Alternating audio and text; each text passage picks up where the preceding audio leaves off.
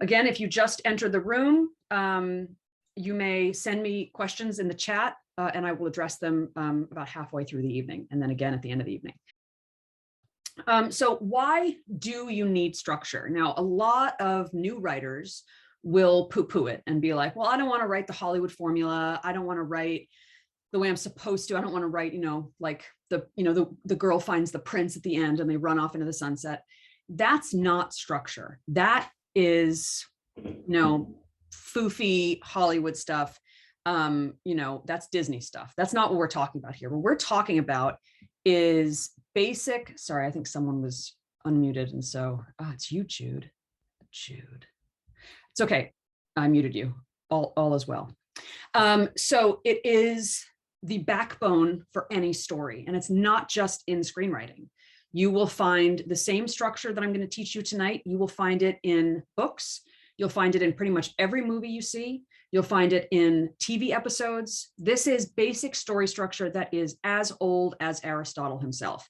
It's the basic story of a hero runs into a new event in their life. They go out on some journey and they come home. They come home either transformed or big fat losers. Usually they come home transformed unless it's a tragedy, and that's a different matter. But that's what we're talking about here.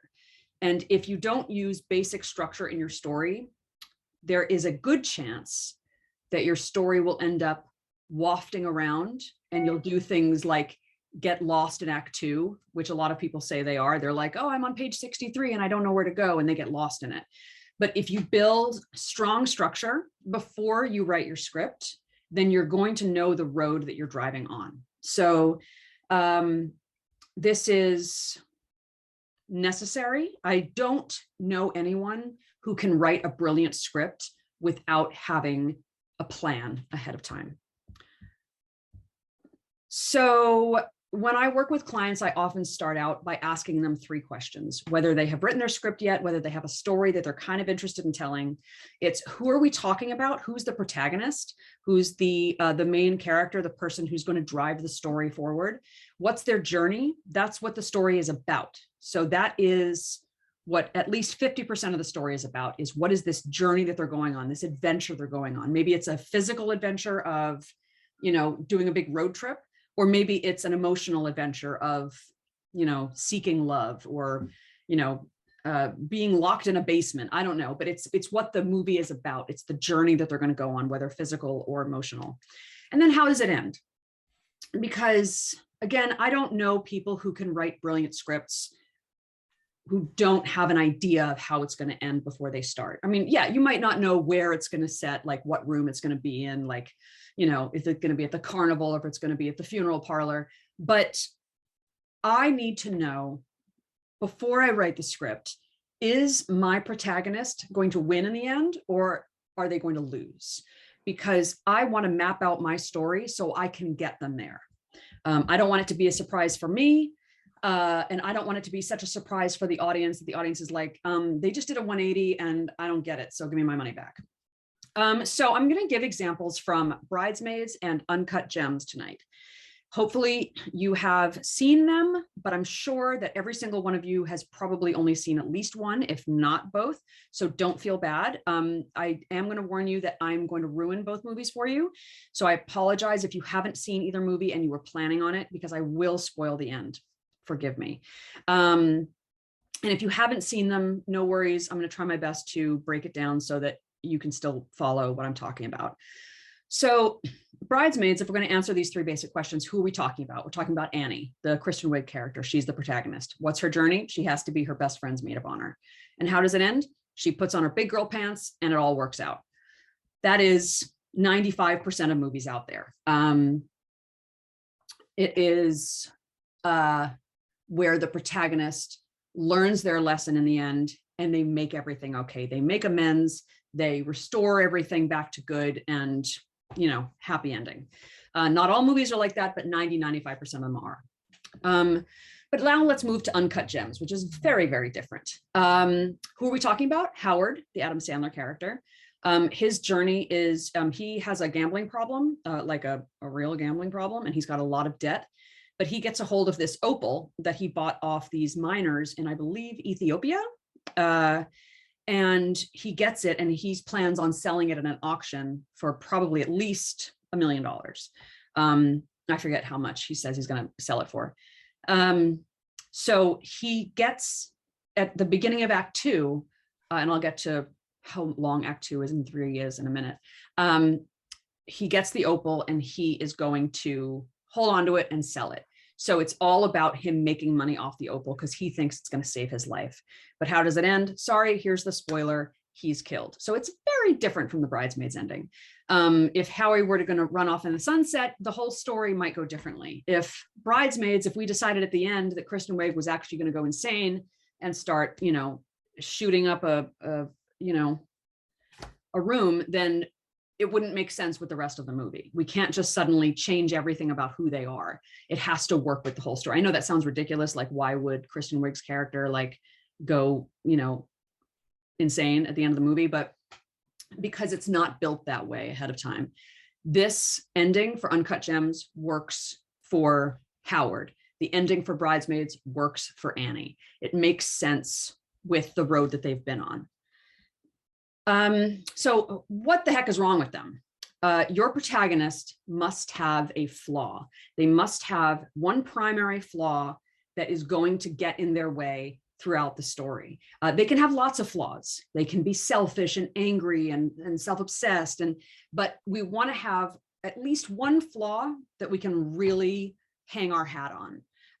Something that we're going to look at as this is the thing that they are going to improve about themselves in order to be a better person at the end, or they are going to fail to improve themselves on. But this is going to be the Achilles heel for them.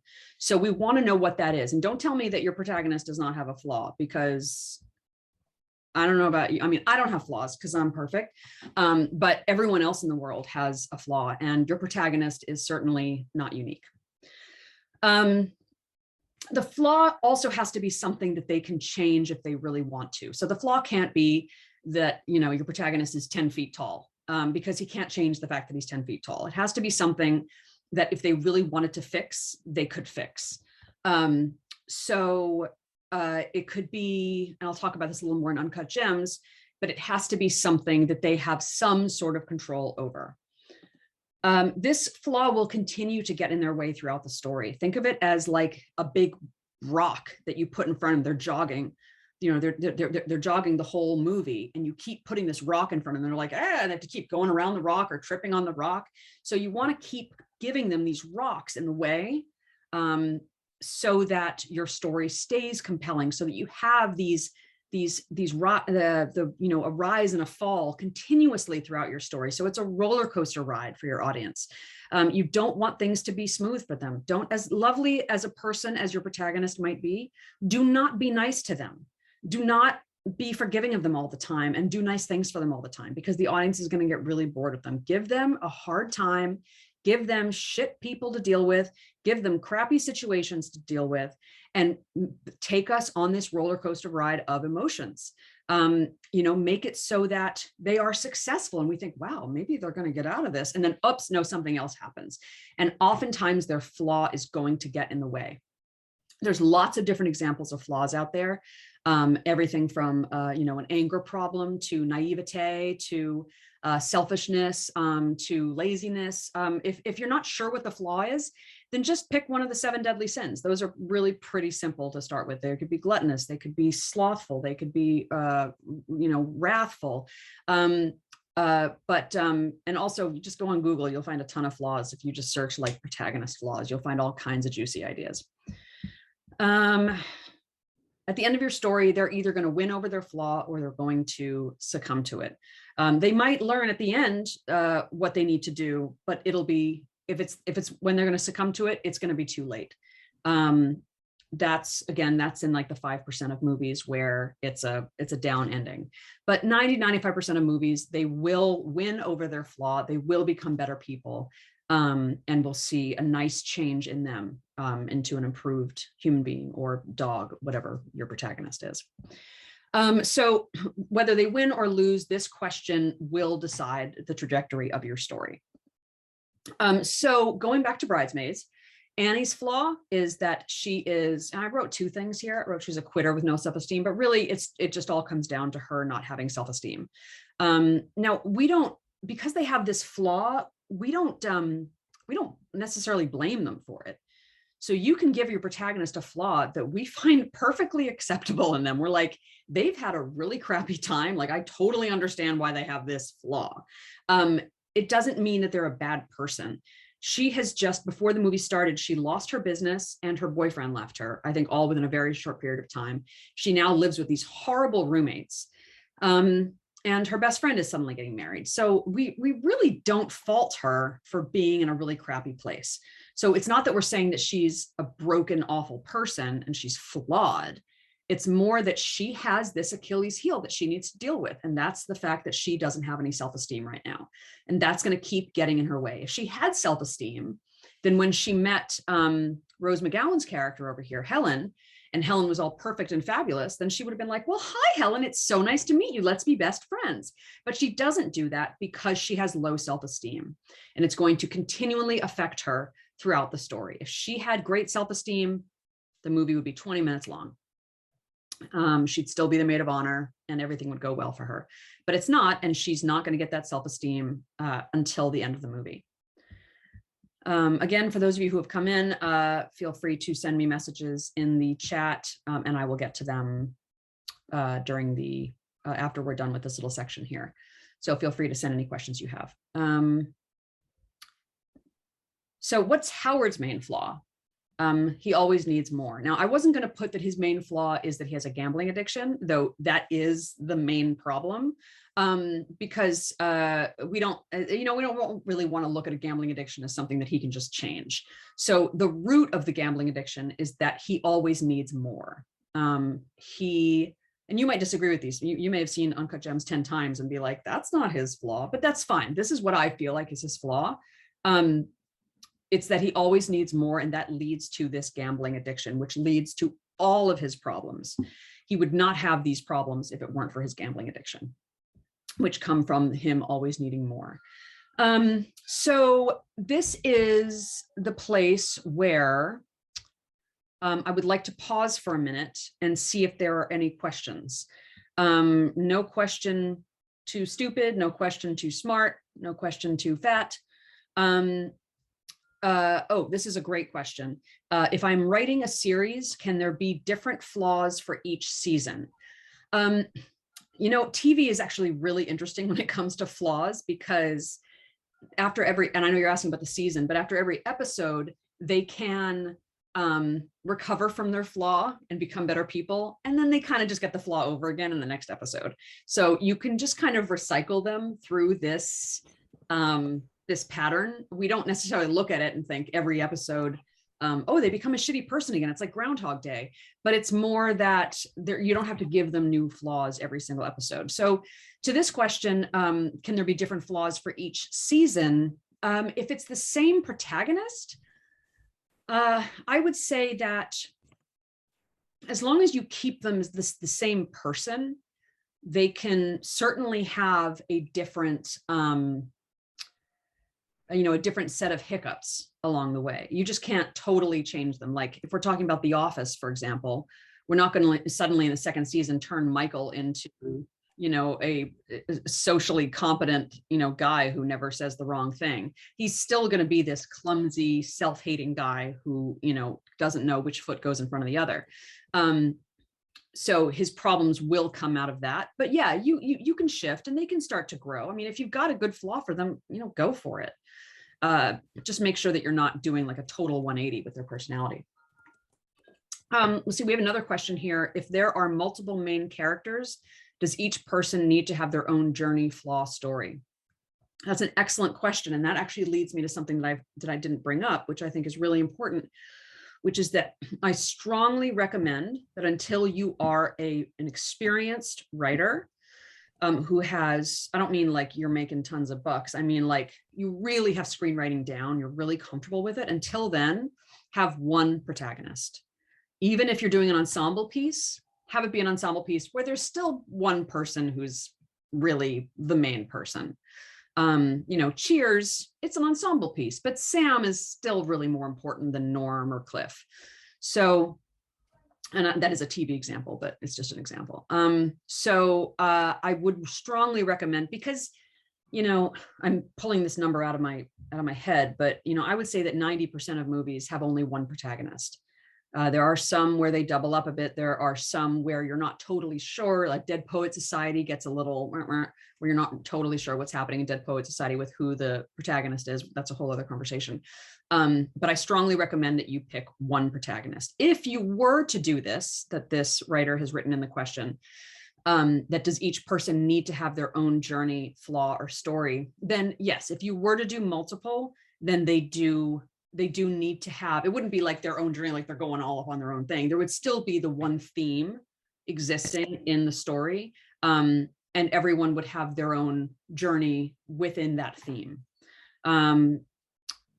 So I hope that answers the question, but I do strongly recommend that even if you have, for some reason, I often write things that have like 2 or 3 main people. I always try to pick one who is the main driver. Even if it feels like, you know, Sex and the City, it's really, or at least in the early seasons, it really was Carrie. She was really the main person. I don't know why I keep giving TV examples, but anyway, I hope you catch my drift. Other questions, the 3-act structure, I'm going to get into it in just a second, but is this 3-act structure, are all 3 acts the same? So Act 1 and Act 3 are composed of about 25% of the script each. So Act 1 is about 25%, Act 3 is 25%. Sorry, someone has wonderfully unmuted themselves, and they will be taken outside and beaten. I'm just muting all your beautiful voices. Sorry about that. So anyway, sorry. So Act 1 is the first 25% of the script. Act 2 is the second 50% of the script. And Act 3 is roughly the final 25% of the script. Now, you don't have to be by the book. It doesn't have to be exactly like if your script is 100 pages, you have to start on Act 2 at page 25 or else. But these are very important guideposts to try to stay in line with, to keep your story flowing. Again, it's not like some agent is going to read your script and be like, their midpoint was at the 45% mark, so I'm going to throw this in the garbage. That's not going to happen. But I will get into the act structure after this question break. So I'll get into it in more detail. Are there any other questions? You can put them in the chat if you like, or you can send them telepathically. I don't have ESP, but I could pretend. Great. Okay, so if you do have questions come up, please put them in the chat and I will address more questions later. They can be either about what I've already spoken about, or like one of our questioners just gave us a separate question that has to do with screenwriting. Okay, so 3-act structure. Excuse me. This is actually drawn to scale. This is 25%, this is 50%, this is 25%. Now, I'll start by saying there are some screenwriting instructors out there who teach a 6 or 7-act structure. The 3-act structure is the standard structure for stories and screenplays. There's nothing wrong with a different act structure. They all come down to the same thing. They all break down to the same flow of a story. I teach the traditional act structure, which is the 3 acts. So, and for those of you who are like, why is she giving percentages? It is the point in the script where each of these things happen. So if you have a 100-page script, this will happen on page 50. This will happen on page 25. If it's a 120-page script, the midpoint is page 60. So it's, you know, some basic percentages math. So the inciting incident, I'm going to go into a little more detail about what happens at each of these points. But first, I'm going to give you a quick rundown. And the machine that puts salt on the ground is just parked outside my house, which is awesome timing. So the inciting incident happens at the 10% mark. We have the whole new world, which is the beginning of Act 2. That's the journey that we're going to go on that I was talking about, what the whole story is about. That's the whole new world. At roughly the 37% mark, we're going to hit what I call the reality check, the first reality check. That's around 37%. Then we have the midpoint, obviously, at 50%, because it's the midpoint. The second reality check at 62%. The pit of despair or the victory, which I will get into more later, that's at the 75% mark, which happens right before we jump into Act 3, where we go all the way to the climax and the climactic moment at roughly 95%. And then we have the epilogue, which is how the story ends, at about 98%.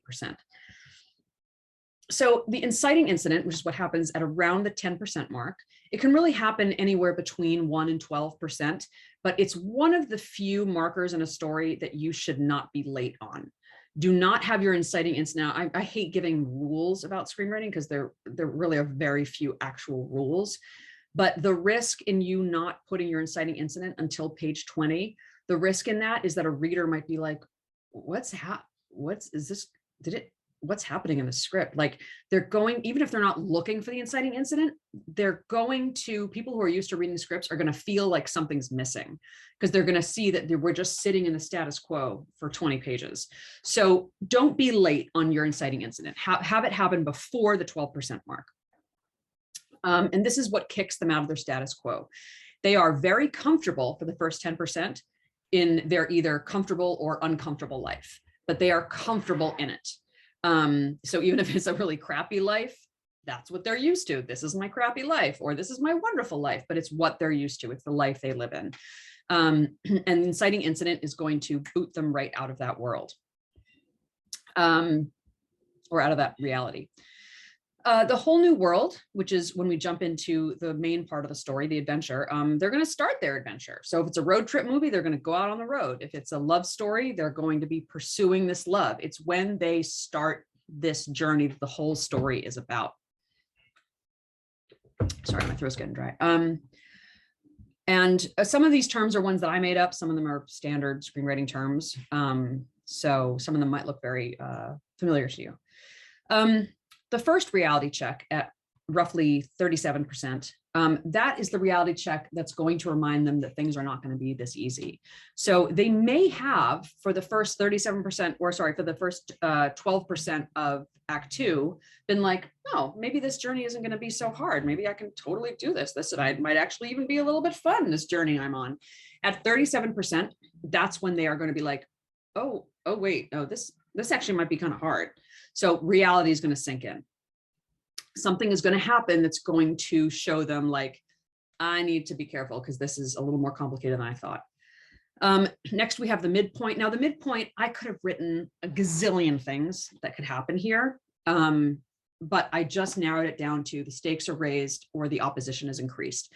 There are so many things you can do at the midpoint. I didn't really have the space on my PowerPoint thing to write it, but more like we don't have the time to talk about all of them tonight. But the midpoint is a place where you can do something like you can have your A story and B story cross. You can have your, so what was happening, your A story and B story were totally separate. And it's when they cross and you're like, whoa, like your two worlds come together. Another thing is a time clock can appear. You can have a character, get pregnant at the midpoint. And we're like, oh, okay, we have 9 months left. There's a time clock. I know how much time we have until the end. Like Back to the Future, there's a literal time clock in Back to the Future at the midpoint where that's when he and Doc realize that the lightning is going to strike the clock tower in 7 days. So he says, oh, great. I spend the week here, hang out with people. We know he's got a week. It's like, it gives us this sense of comfort because we can see how far the protagonist has. You don't have to use this device of a time clock, but it is a nice, comfortable device to use. It's also a point in the story when the story can make a massive shift. So like the first half of the story was about one thing and the second half of the story is about something very different. Titanic, for example, at the midpoint, that's when the ship crashes into the iceberg. So the first half of the story was just about, poor little somewhat rich girl who doesn't want to marry this asshole and wants to marry cute Leo DiCaprio. But now that the midpoints happen, now suddenly we're like, oh no, she's going to drown. Like it's a whole different issue that she has to deal with. So the story has really, really shifted. So you can do that at the midpoint too. Reality check 2 at roughly 63%, 62%. That is the reality check when they're going to be reminded of what's really at stake. And I cannot emphasize enough how important it is for there to be stakes in your story. Your protagonist, there must be stakes in their choices and in their journey. And when I say stakes, I mean, like, for example, perhaps your movie is all about how your protagonist wants to get a job at McDonald's because they love French fries. So Act 2 begins and they go out and they try to get a job at McDonald's and they're so excited. But you have it set up so that if they don't get a job at McDonald's, well, they could just go next door and get a job at Burger King. So the stakes are very low. That sounds like a terrible movie, by the way. The stakes are very low. It's like, yeah, they could get a job at McDonald's or Burger King, or maybe Taco Bell. They'll be fine. They'll be fine either way. That story is not going to captivate your audience because they're going to see that there are all these other options. What we want to see is that your character has to get the job at McDonald's because it's what they've always wanted. And if they don't get the job there, they're going to feel like major failures. Or they don't get the job there, no other place is hiring and they're going to starve to death. You know, I mean, like, you don't have to be quite as crazy, but it has to feel like some version of a life or death situation.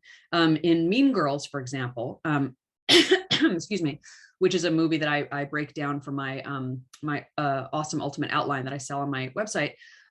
So you'll see it broken down there. In Mean Girls, she starts the movie, she starts her journey of being in this new school, eating lunch, sitting on the toilet in the bathroom stall in her high school. And so if she doesn't get friends, if she doesn't join the society of this suburban high school, you have this feeling of she will be eating lunch on a toilet lid for the rest of her life. Like, you have this feeling of she will be alone forever if she doesn't get these friends. Like, you don't want to be eating your sandwich sitting in the bathroom stall. I wouldn't recommend it. I don't think I've done it, but I still wouldn't recommend it. So we want to see that the stakes are high enough that we really care. It can't be, they could do that, or they could do something else. But the reality check 2 that happens at around 62%, that's when they're going to be reminded of what's at stake. And it might be that their familial relationships are at stake, or their financial situation is at stake, or their health is at stake. They're going to be, something's going to happen that's going to remind them of, like, oh, wait a minute, like, this shit's important. Like, I gotta be careful because this thing is at stake. Whether or not they're self-aware enough to respond to it, that's a different matter, but they're going to be reminded of it. The pit of despair or the victory. If it's the pit of despair, which it is in 90 to 95% of movies, they've lost everything. They have lost everything they've gained so far, and maybe even stuff that they started with in the beginning. So they're probably not going to succeed in this journey. They're probably not going to get what they wanted. They've probably messed up relationships on the way. Maybe they're going to die. It's probably someone else dies here, or something dies. They get dumped. They lose their job. This is the lowest point. If we had never seen movies before, we would watch this scene and be like, oh man, they're screwed. All right, this is a shitty movie. Just, close it and walk away. But we've seen enough movies that we know that they will get out of this situation. Now, if it's a victory, which it is in a small percentage of movies, they have gained everything. It is a huge success. They've gotten everything they wanted, and we're so excited for them. And if only they weren't such a dumb poopy head, they could keep all this stuff, but they can't, because they have this flaw and they're going to go running right back to that flaw. So in those movies where they have this victory at the 75% mark, they can't stay there because they are incapable of staying there. Their flaw is going to take over and they are going to lose to their flaw. So you can, if your main character learns their lesson in the end and becomes a better person, then you should have a pit of despair at the 75% mark. If your character, again, I'm not giving hard rules, like, do whatever you want. The whole purpose is just to make your story compelling. If your main character does not learn their lesson in the end, it's my opinion that you can choose either the pit of despair or the victory. I've seen both in movies where they don't learn in the end, where it ends feeling like a tragedy. And again, if you do have questions, put them in the chat. I see a few of you have already. The climactic moment, This is the question of which door are they going to choose. They are going to most likely be choosing between a rock and a hard place. They have to choose something. It's going to be door number 1, door number 2. I don't know. This is the big moment where they are going to choose between, basically between their flaw and being a better person. Are they going to choose the right guy or the wrong guy? Are they going to choose the drugs or are they going to choose the clean living? And now sometimes you can even have a third choice, which we don't even know about until they choose it. And that's something that's really fun to do, which you'll see in some movies where they can choose door 1 or door 2, but then suddenly they just find this other door and we're like, wow, that was awesome. So that's something that you can totally do. But, you know, if it is one of those 5 to 10% of movies where they don't become better people, then they will side with their flaw. And they will choose the thing that their mother would be disappointed in them for doing. And then the epilogue is, how will it end? You know, is she going to put on her big girl pants at the end and everyone is friends? Or is he going to get shot in the head? You know, what is their life going to be like after this moment? What's it going to look like? Are they going to ride off into the sunset? Or, you know, are they going to ride off the cliff? So, excuse me, I was drinking tonic water and it's like dried out my throat. It fakes you and you think it's refreshing, but it's really not. So let's take a couple questions. Let's see, I might come back to some of these later. Oh, this is interesting. Does all of this apply to comedy? Everything I've been talking about is for every genre, no matter what. There are some thrillers out there where the main character learns their lesson. There are some comedies out there. Well, there actually aren't that many comedies out there where the protagonist doesn't learn their lesson, because then it's not really a comedy. But I'll probably more like dramedies, ones that are comedies and dramas. So this is for everything. This is, I mean, this is, I'm painting with a very broad brush here, but this is for every kind of story. So, but again, I don't know if you'd have a sad ending in a comedy unless it's not really a comedy.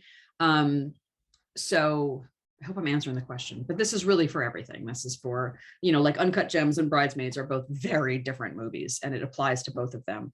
If I didn't answer your question properly, please ask it again.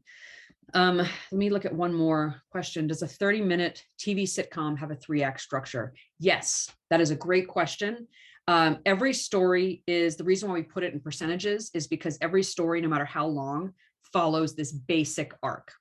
So even an episode of a TV show will follow something close to this storyline, where they'll start out in a status quo, something will happen, be like, oh, is this what the episode's going to be about?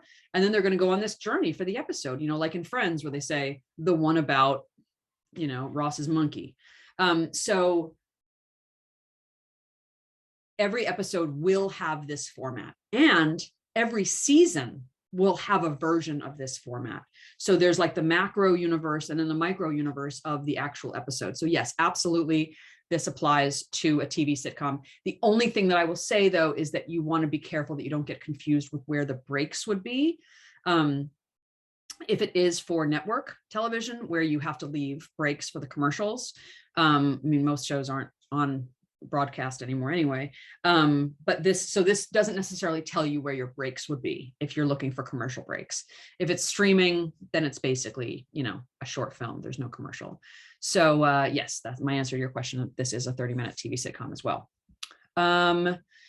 Let's see, let me answer a couple more questions. What happens between the inciting incident and the start of Act 2? That is a great question. That is because the inciting incident happens around 10% and the start of Act 2 happens around 25%. So what happens in that 15%? What happens is basically them fighting the idea of going on this journey, or someone is pushing them away from going on this journey, or they're learning how to go on this journey. It's all a type of preparation. Now, I didn't put this in here, but when I do my own writing, I find that I put a 20% marker, which is where they're given like no more choice in the matter. like something that, what did I call it in my outline? Can't turn back now. So it's something that happens around the 20% mark where it's like, nope, you're going on this adventure. We're going.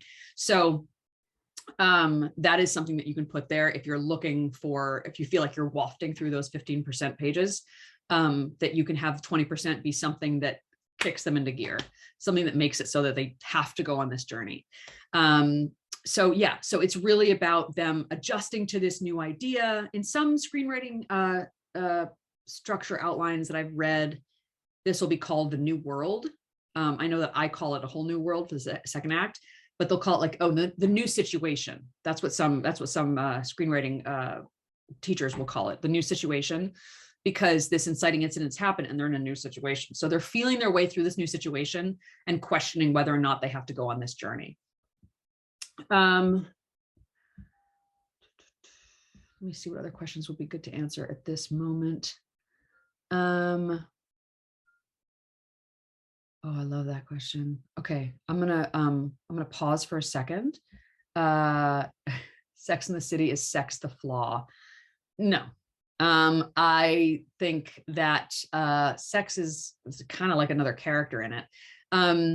They would each have their own flaws. I mean, I could break down Sex and the City. I've never actually broken it down before, but you know, Miranda has her cynicism, Charlotte has her naivete, Samantha has her detachment, social detachment, and Carrie, I don't know, Carrie's flaw. I never really thought about it. Anyway, I'll give it more thought. But no, I wouldn't say sex is the flaw. I'd say it's, you know, an entertainment point. So let's break this down. So now I wrote this here. I didn't put the 10% mark or the 37% mark because I actually will often start here with a client where I do these markers first. And then I go back and I do 10% and 37% and 62%. So 25% whole new world, then the midpoint, pit of despair, the victory, and the epilogue. Now let's fill in some bridesmaids. So at 25% mark, that's when Annie begins her role as maid of honor. The 50% mark, that is when the bridesmaids, she wanted to plan this nice little bachelorette party at a cottage, and all the other bridesmaids were like, nope, we're going to Vegas. And she loses that battle. It's Helen's idea. Helen is the nemesis.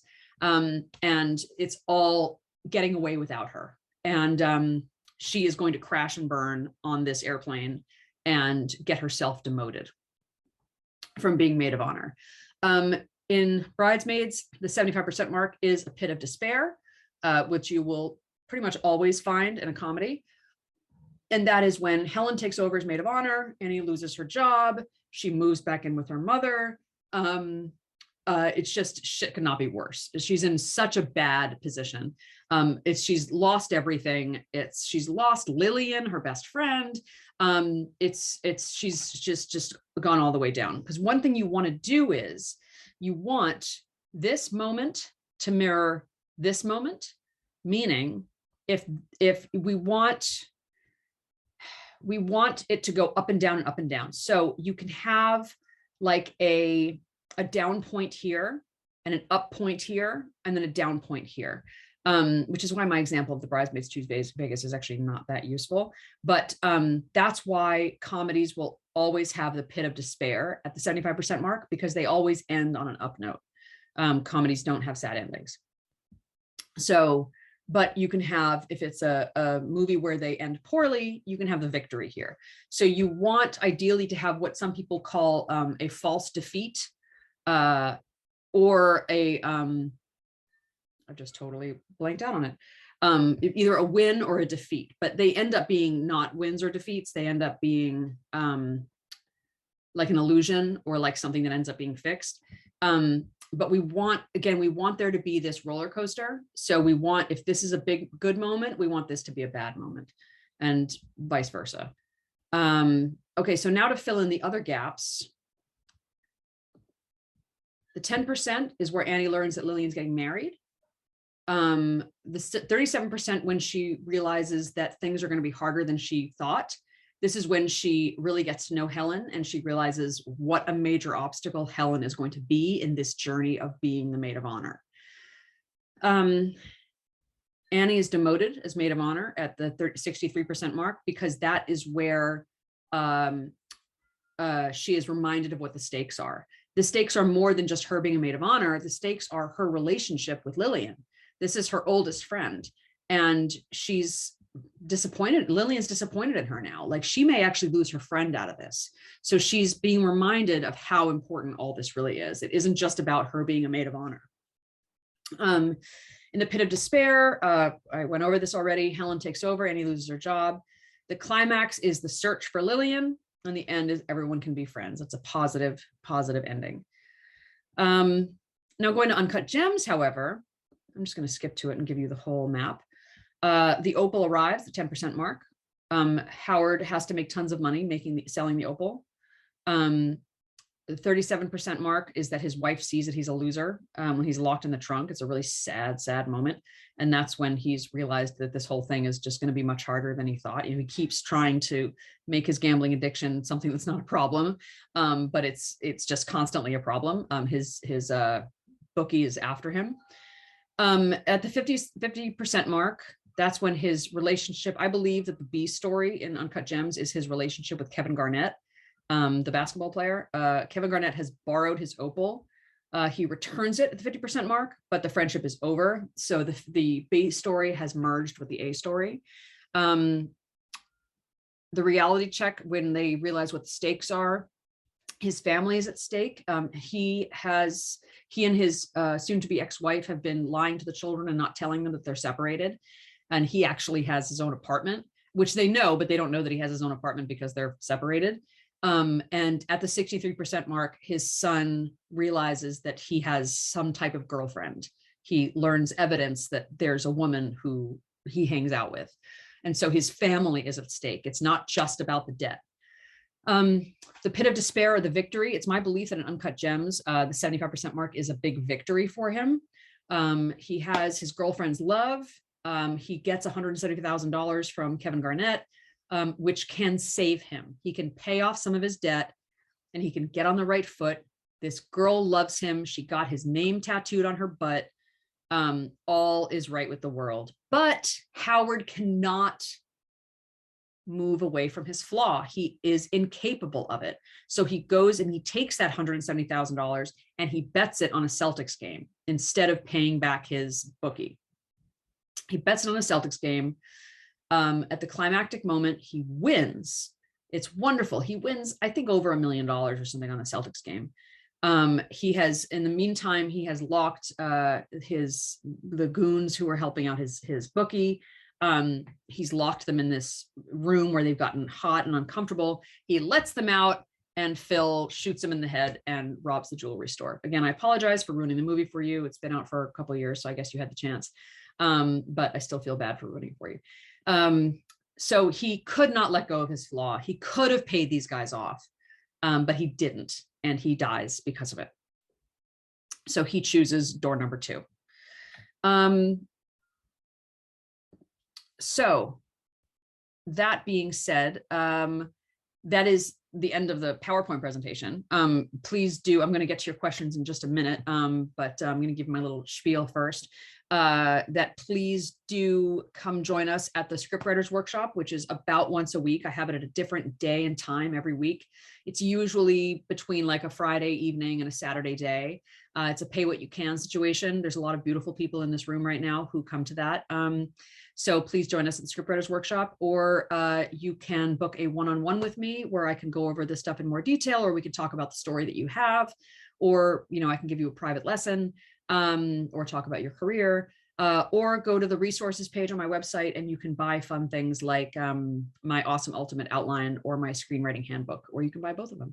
Screenwriting handbook is great with some basics of how-tos, software to buy, building conflict in characters, writing dialogue, how to structure scenes. It's basically like an overall for newer and intermediate screenwriters.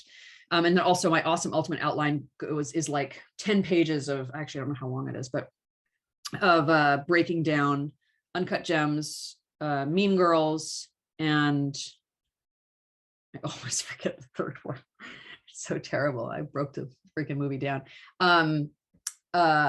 So it will show you every single moment, including beats that I didn't even go over in today's class, like the Can't Back Down Now at the 20% mark.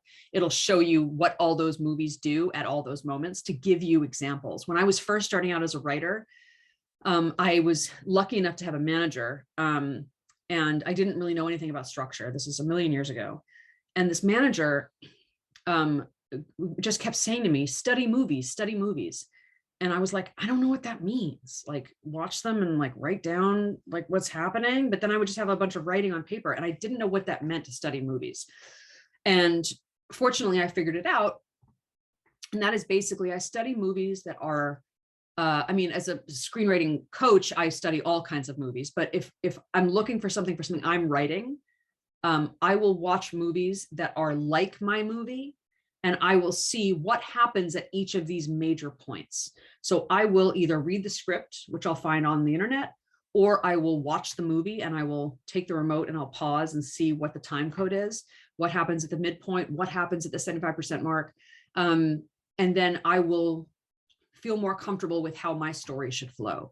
I don't really have to do that anymore because I'm comfortable enough as a screenwriter. But for those of you who are still learning, I would really recommend, and that's free. You can do that anytime. You might have to pay $3.99 on Amazon to rent the movie, but watch a movie and write down what happens at those main beats. But anyway, if you wanted to get my screenwriting outline, that breaks down those movies for you and shows you what happens. Because I find that really helps, by studying what the other movies did, really helped me to learn how to do it myself. That is my website. You've all been to it because you signed up for today. That's my email. Feel free to email me. Yeah, now let me get some of your questions.